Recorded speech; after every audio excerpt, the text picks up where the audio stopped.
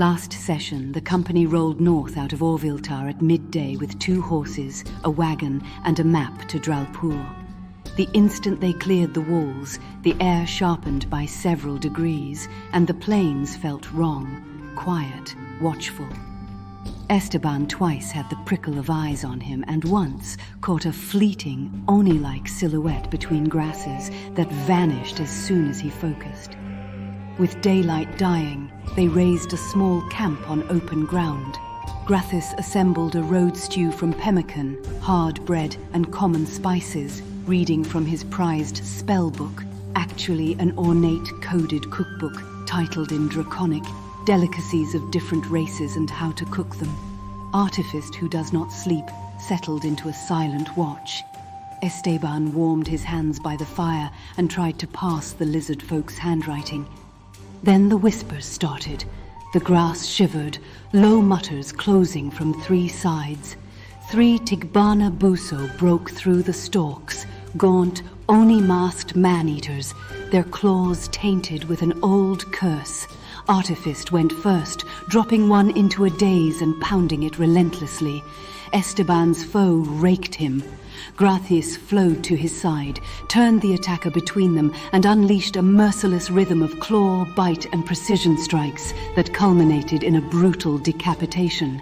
When a third attacker leapt at Grathis, he reeled, cast a slimy knot of ectoplasm that gummed its limbs, and went back to work. Esteban's arcane bolts thudded home.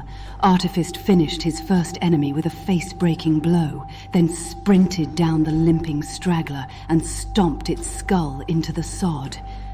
The wind took the stink of greenish-red blood as the night finally stilled. Catching their breath, they took stock. Esteban recalled the Tigbana Buso's lore and warned of their cursed claws. A comic coda followed. Thinking he'd been told he could, Grathis earnestly jabbed a cure wand into Esteban. It worked beautifully and left a cigarette-hot burn. Esteban asked for consent in the future. Grathis, taking, again, as assent, poked him once more before the archivist confiscated the wand with a sigh and a thanks. Artifice quietly repaired himself and cleaned the camp, while Grathis dragged the bodies off and buried the worst of the gore under dirt. Morning brought fresh road, and near noon a procession of grey-robed monks in straw hats, their pale lanterns painted with a golden rice sheaf ringed by 10,000 dots. Brother Jinhai bowed and asked for their names.